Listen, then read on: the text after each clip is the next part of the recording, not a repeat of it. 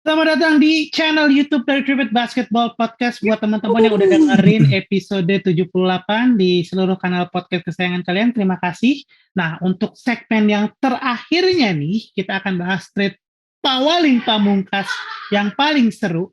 Itu adalah trade dari 76ers dan Brooklyn Nets, di mana melibatkan bintang terbesar yang selalu digadang-gadangkan, selalu diomongin dari zaman off season musim ini udah diomongin kayak tiap minggu. Kira-kira nih, ini kalau gue dengar dari box out nih ya, Rana tuh selalu bilang, gue kira minggu ini gue bakal santai nggak ada bahas, tapi tiba-tiba Ben Simmons berulang lagi, dan akhirnya finally Ben Simmons akhirnya cabut juga dari 76ers.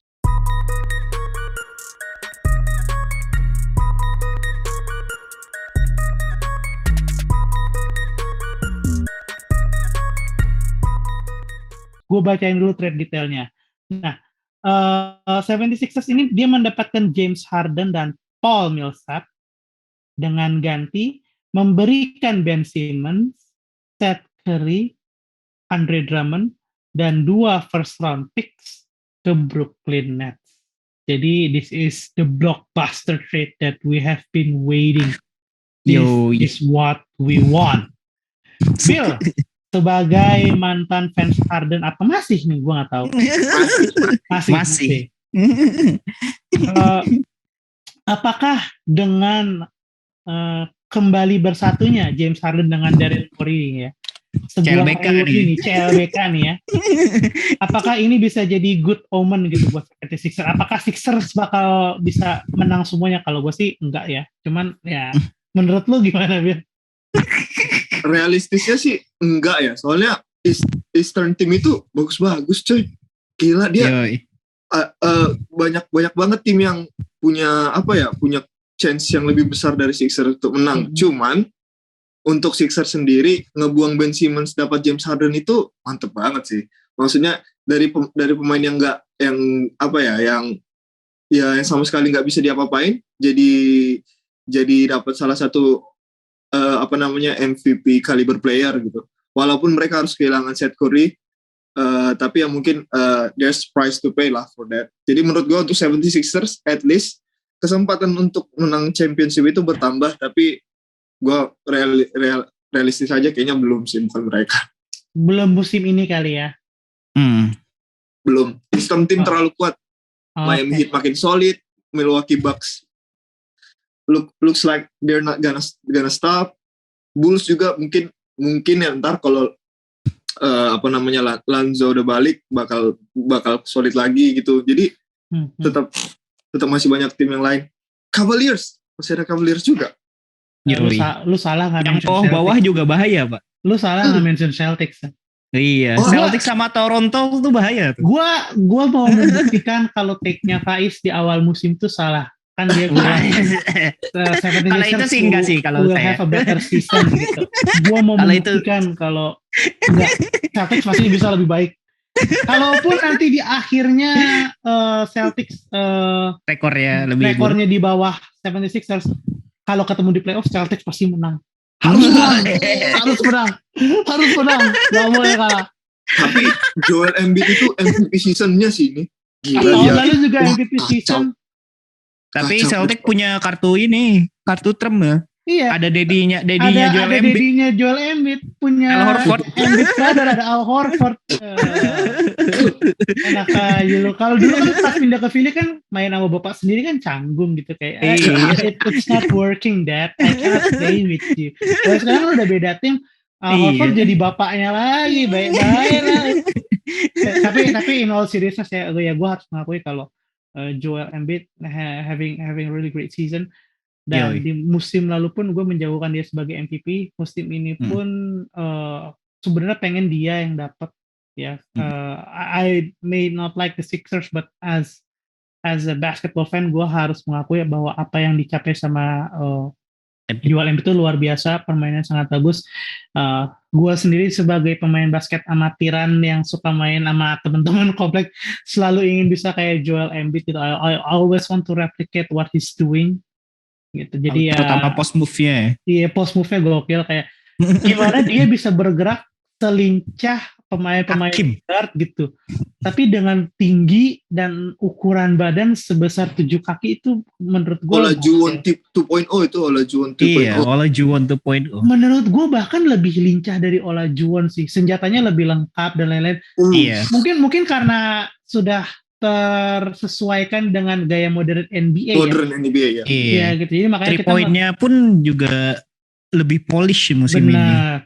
Maksudnya Iya. gini, kalau kita lihat ini tanpa menafikan apa yang telah dilakukan oleh Olajuwon ya. Olajuwon is a really great player, dia juga bisa mid range gitu. Tapi kan kalau lu lihat shooting formnya Olajuwon sama shooting formnya Joel Embiid kan beda gitu. Iya. Iya, jadi kayak Joel Embiid itu nge-shootnya nggak kayak big man. iya, nge-shootnya nggak kayak big Dia man. kayak guard. Kayak Nge-shootnya guard, makanya wah. Formnya kayak guard, stroke-nya kayak guard. Jadi kayak gimana ya? Joel Embiid itu mungkin adalah versi modernnya Olajuwon. Olajuwon dengan segala hal-hal baik yang bisa diimplementasikan di modern game NBA sekarang gitu. Dan menurut gue nggak akan heran kalau secara pemain ya tanpa melihat achievementnya Olajuwon gitu ya. Kalau misalnya ada orang yang bilang Joel Embiid lebih baik daripada Olajuwon ya gue akan dengerin dulu sih maksudnya dia apa. Argumentasinya dengerin dulu gitu. Iya, gue gak akan heran dan gue mau dengerin dulu gitu, gak akan langsung tai lo enggak gitu. Karena Embiid ini salah satu pemain yang cukup naas karirnya gitu, karena kan dia banyak dihantam cedera dan lain-lain. Ya. Dan ini dihantam Ben Simmons. Dihantam Kawhi Leonard juga sih. Iya gitu. Pedih itu kan pedih banget gitu di musim dimana seharusnya Sixers bisa melangkah sejauh itu, tapi digagalkan sama Kawhi Leonard yang nge-shoot kemudian bolanya mantul berkali-kali. Iya, one bounce away, man. One bounce away, benar-benar sepedih itu sih. Jadi ya gue harapannya yang terbaik lah buat Joel Embiid ya. Walaupun mungkin kalau mau menang NBA nggak sama Sixers, nah I don't want to see the Sixers win a title. When was the last time Sixers won a championship? Kayaknya zaman Julius Irving. Udah lama. Dr. J. Oh, iya. Oke. Kalau nggak salah musim rookie season, sebelum rookie seasonnya ini Charles Barkley. Ya, kayaknya tahun 83-82. Iya. Sebelum long time. Iya, sebelum 85, 84, 85, 86 kan soalnya Celtics tripit. Dominating, iya. Oke, sekarang kita, gue mau tanya sama Takin, kalau dari segi segi teknikal ya, segi taktis gitu ya. Ben Simmons ini kan pemain yang secara dimensinya dia terbatas. Iya. Oke, dia sangat jago di playmaking, dia bisa slashing and cutting, dia atletis gitu ya. Yeah. Di defense juga dia salah satu perimeter defender terbaik di NBA gitu. Tapi dia terbatas di offense, dia nggak bisa nge-shoot, dia nggak bisa stretch the floor, dan itu yang jadi masalah di Sixers gitu. Floornya Sixers itu congested karena dia nggak bisa stretching. Kalau tadi kan Billy kayaknya udah sempat mention dengan datangnya James Harden dan lain-lain gitu. Sekarang gue mau coba bahas ke Nets. Nah, fitnya Ben Simmons ini gimana sih di Nets? Gimana dia bisa add value to the Brooklyn Nets? Kalau menurut gue sih Ben Simmons ya mainin role-nya Draymond Green gitu di Warriors. Interesting. Coba dijelasin. Jadi dia ya focusing on what his best gitu, defending and playmaking. Itu aja sih. Dan menurut gue malahan Net menang gitu di trade ini karena daripada ngenahan pemain yang gak mau main di situ, yang mainnya kayak ogah-ogahan si Harden, mendingan ini apa ya, sangat bener-bener fit gitu. Lu dapat satu perimeter defense, satu perimeter trade yang complementary dengan Ben Simmons gitu, yaitu Seth Curry yang bakalan jadi itu emang bener-bener apa ya, satu pieces yang penting gitu. Lu punya Seth Curry dan Joe Harris yang bisa complementary sama Ben Simmons yang gak punya shooting gitu. Dan the floor is dan tambah lagi Patty Mills, dan the floor is open gitu. Dan jadi bisa terstretch gitu ya. Tanpa harus Ben Simmons jadi pelaku utama dalam stretching the floor itu sendiri. Iya, enggak tanpa itu ya Ben Simmons mungkin bisa dipakai jadi small ball line up di posisi 4 gitu malahan. Iya, dia jadi primary ball handler tapi posisinya secara ini jadi point forward. Kalau menurut gue melihatnya kayak gitu. Dan ini emang fitting di scheme gitu. Dan juga tambahan yang pieces yang orang overlook itu Drummond itu jadi pieces penting juga buat Nets karena selama ini Nets kekurangan physicality gitu dan nggak di rebounding kurang dan juga defensive reboundingnya kurang. Iya, defensive reboundingnya kurang yang dimana Drummond kuat di situ dan juga Drummond has been really good defensively tahun ini buat Sixers gitu dengan minutes yang sedikit ya dia udah dengan minutes yang segitu gitu kalau nggak salah rata-rata 9 menit apa ya mainnya si siapa Drummond itu 9 rebound loh rataannya. Lumayan juga jadi setiap menit 1 rebound. Iya dia emang rebound merchant gitu yang itu emang dibutuhin kan karena selama ini Nets kekurangan bignya mereka juga udah tua-tua anjir. Paul Millsap dan Lamarcus Aldridge. Lu gak bisa mengandalkan Nick Claxton. Iya Nick Claxton terus-terusan gitu. Ya nggak selain Ben Simmons-nya pieces yang di lainnya juga pas gitu, complementary dengan Ben Simmons gitu. Ya jadi walaupun kelihatannya dua belah pihak itu dapat untung ya, tapi kalau dengar dari analisis saya pakai nih kayaknya sedikit di atas itu ada Nets. Gitu. Iya, karena mereka apa ya? Trade ini filling the hole-nya mereka, beberapa hole-nya mereka gitu. Yang which is defending, rebounding, and perimeter shooting. Jadi nambah. Satu pertanyaan terakhir sebelum menutup podcast ini, gue akan tanya ke Billy. Bill, dengan trade ini, apakah Brooklyn Nets akan jadi contender penting untuk NBA title? As a Harden fan, sebenarnya gue fokusnya selama ini ke Philly aja ya. Tapi setelah dipikir-pikir lagi, Ben Simmons, Kyrie, Kevin Durant, ada 3 shooters reliable yang kalau lagi off night bisa tuker-tukeran. Terus ada Drummond, ada Nick Claxton. It's actually really scary, man. It's actually really scary. Scary hours. Jadi, scary hours-nya tetap di Nets ya. asal healthy dan Kyrie bener-bener selalu available main waktu dia bisa main, which is outside of Brooklyn. They're gonna do well. They're gonna do very well. As well as winning the championship or not? Wah,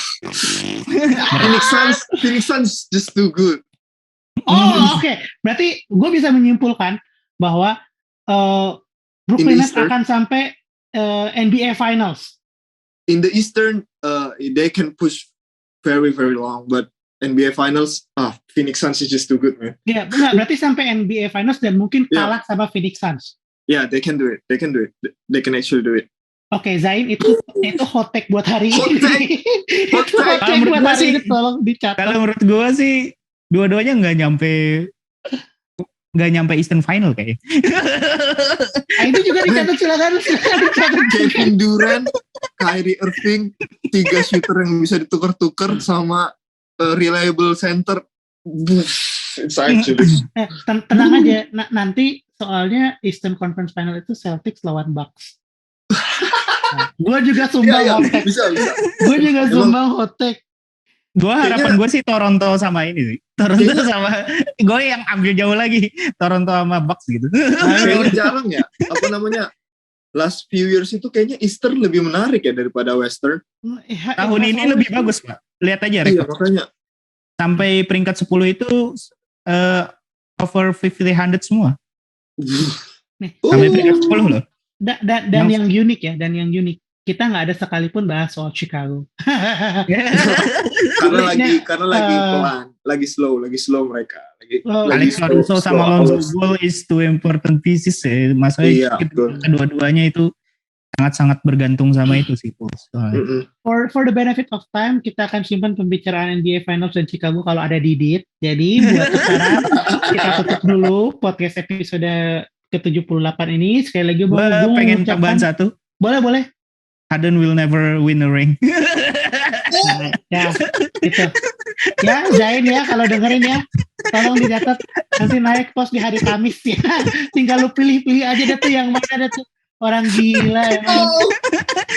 Even with Sixer or whatever. Lu pilih aja tuh. Harden will never win the ring. Motakin Pratama, the king of Hotek on a roll. Gokil. Tinggal lu pilih aja yang mana deh tuh. This has been a really fun episode of Tripit Basketball Podcast. I would like to thank Takin sama Billy yang udah jadi teman ngobrol gue ini. Sangat-sangat seru, sangat-sangat menyenangkan. This is why I love talking about basketball. Jadi kayak gue merasa refresh dengan balik lagi ngobrol di sini. Mau ngingetin juga sebelum episode ini selesai, jangan lupa untuk klik subscribe, like, dan nyalain lonceng notifikasi di YouTube Tripit Basketball biar kalian nggak ketinggalan soal update video-video terbaru dari kami. Jangan lupa juga follow sosial media Tripit di @tripitbasketball on Instagram and also Hoops by Tripit di Instagram juga. Gue nggak tahu deh kapan mau rilis artikel baru lagi karena setiap kali gue kesini gue selalu bilang artikel paling baru adalah Dave. Kayaknya udah berkali-kali, jadi udah nggak baru lagi gitu. Nanti deh gue tanya sama Rudy Slamdang deh kapan dia mau rilis. Dan jangan lupa juga untuk follow. Katanya insya Allah Maret. Insya Allah Maret tuh. Buat teman-teman dengerin tuh. Gue udah ngeliat sneak peeknya sih sebenarnya. Di drive-nya ada. Sneak peeknya bakal dikasih lihat kalau memang sudah waktunya. Jadi jangan khawatir. Satu lagi gue mau plug-in, jangan lupa untuk follow @theamateurs_id di Instagram dan juga di Twitter. Di Twitter lebih banyak kontennya sih. Kita baru aja bahas Super Bowl macam-macam dari preview kemarin Super Bowl dari segi Rams dan dari segi Bengals. Dengan menangnya Rams ini mungkin akan bikin satu konten juga tentang Super Bowl. Nanti hype-nya Super Bowl habis kita akan coba cari konten lagi tentang olahraga lain dan tentunya adalah basket. Jadi sekian buat episode kali ini. Sampai jumpa di episode berikutnya.